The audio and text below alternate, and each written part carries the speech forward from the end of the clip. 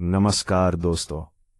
आज हम उस सच्चाई को समझने की कोशिश करेंगे जिसे जानने की जिज्ञासा इंसान के अंदर तब से है जब उसने पहली बार आसमान की तरफ देखा था कि यह इतना बड़ा ब्रह्मांड आखिर बना कैसे और हम इसमें कहाँ से आए। यह कोई कहानी नहीं है, ना ही कोई कल्पना है, बल्कि यह वही है जो आज का विज्ञान लगातार रिसर्च करके और सबूतों के साथ समझ पाया है। लगभग 13 अरब 80 करोड़ साल पहले न समय था, न दूरी थी, न ऊपर था, न नीचे था, न कोई दिशा थी, न कोई खाली जगह थी, क्योंकि जगह खुद तब पैदा ही नहीं हुई थी। आज हम जिस स्पेस की बात करते हैं वह भी मौजूद नहीं था। पूरा ब्रह्मांड एक ही अवस्था में था, जिसे वैज्ञानिक सिंगुलैरिटी कहते हैं। इसका मतलब यह नहीं कि कोई छोटी सी गेंद या बिंदु था, बल्कि इसका मतलब यह है कि पूरा ब्रह्मांड इतना ज्यादा गर्म और इतना ज्यादा घना था कि आज के भौतिकी के नियम वहां काम ही नहीं कर सकते थे।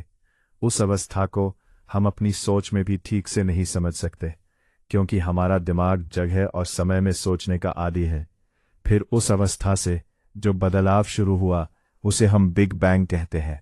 लेकिन यहाँ यह समझना बहुत जरूरी है कि बिग बैंग का मतलब किसी बम का फटना या किसी चीज का धमाके से टूटना नहीं है। बिग बैंग का मतलब है कि अंतरिक्ष खुद फैलने लगा, यानी ब्रह्मांड की बनावट फैलने लगी, ना कि चीजें किसी एक जगह से उड़कर बाहर गईं। उस समय ना कोई आग थी, ना कोई आवाज थी, क्योंकि आवाज के लिए हवा चाहिए और हवा उस समय मौजूद नहीं थी। जैसे अगर किसी गुब्बारे पर बिंदु बना दिए जाए और फिर गुब्बारे को फुलाया जाए तो बिंदु खुद ब खुद एक दूसरे से दूर हो जाते हैं। लेकिन कोई भी बिंदु यह नहीं कह सकता कि वह केंद्र में है। ठीक वैसे ही ब्रह्मांड में भी कोई केंद्र नहीं है। हर जगह से देखने पर बाकी सब दूर जाते हुए दिखाई देते हैं। बिग बैंग के तुरंत बाद पहले 1 सेकंड के बेहद छोटे हिस्से में ब्रह्मांड बहुत तेजी से फैला, जिसे वैज्ञानिक इन्फ्लेशन कहते हैं। इस दौरान ब्रह्मांड का आकार असाधारण रूप से बढ़ गया और यही कारण है कि आज ब्रह्मांड हर दिशा में लगभग एक जैसा दिखाई देता है। उस समय तापमान इतना ज्यादा था कि कोई भी कण स्थिर नहीं रह सकता था। जैसे जैसे ब्रह्मांड फैलता गया वैसे वैसे वह ठंडा होता गया और ठंडा होने के साथ साथ ऊर्जा से छोटे छोटे कण बनने लगे, जिन्हें हम क्वार्क और इलेक्ट्रॉन कहते हैं। ये वही कण है जिनसे आगे चलकर सारी चीजें बनी। कुछ समय बाद क्वार्क आपस में जुड़कर प्रोटॉन और न्यूट्रॉन बने, जो आज हर परमाणु के केंद्र में मौजूद है। इसके कुछ ही मिनटों के भीतर ब्रह्मांड इतना ठंडा हो गया कि पहले तत्व बन सके, और सबसे पहले बने हाइड्रोजन और हीलियम। आज भी पूरा ब्रह्मांड इन्हीं दो तत्वों से सबसे ज्यादा भरा हुआ है, और ये बात आज की दूरबीनों और वैज्ञानिक मापों से पूरी तरह साबित हो चुकी है। लेकिन इन तत्वों के बनने के बाद भी ब्रह्मांड में रोशनी नहीं थी, क्योंकि उस समय इलेक्ट्रॉन नाभिक से अलग अलग घूम रहे थे, और जब भी रोशनी निकलने की कोशिश करती थी तो वह इन इलेक्ट्रॉनों से टकराकर फंस जाती थी।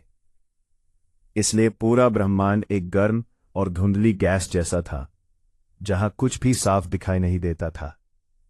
लगभग 3,80,000 साल बाद ब्रह्मांड और ज्यादा ठंडा हुआ, तब जाकर इलेक्ट्रॉन नाभिक से जुड़ पाए और पहले परमाणु बने।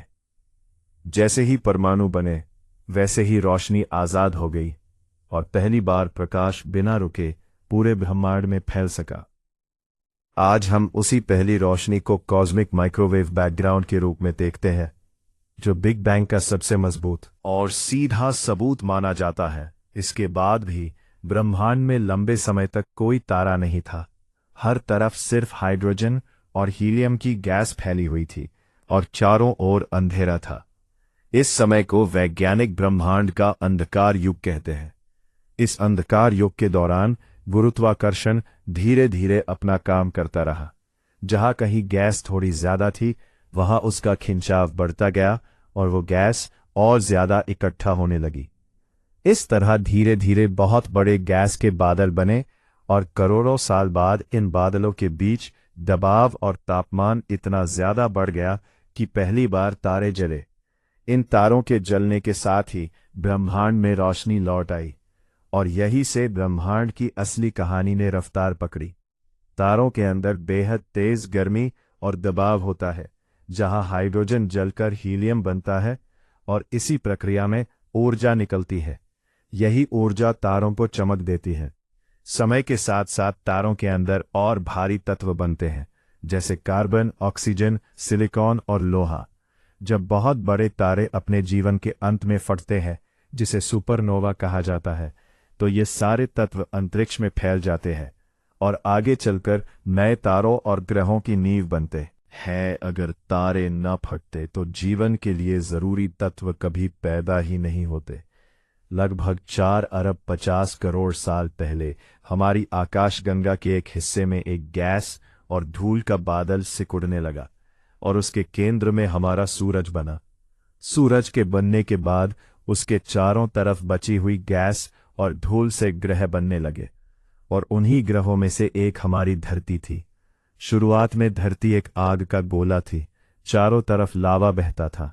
धीरे धीरे समय के साथ धरती ठंडी हुई, ज्वालामुखी सक्रिय रहे, गैसें बाहर आईं, बादल बने, और करोड़ों साल की बारिश के बाद महासागर बने। सही तापमान और रसायनों के मिलने से पानी में जीवन की पहली हलचल शुरू हुई। पहले छोटे जीव बने, फिर समय के साथ जीवन ने जटिल रूप लिया, और करोड़ों साल बाद इंसान पैदा हुआ, जिसने आसमान की तरफ देखकर यह सवाल पूछा कि हम कहाँ से आए हैं। आज भी ब्रह्मांड रुक नहीं गया है, ये लगातार फैल रहा है। आकाशगंगाएं हमसे दूर जा रही हैं, और ये बात वैज्ञानिक उपकरणों से मापी जा चुकी है। इसका मतलब यह है कि ब्रह्मांड की कहानी अभी अधूरी है, ये आज भी चल रही है,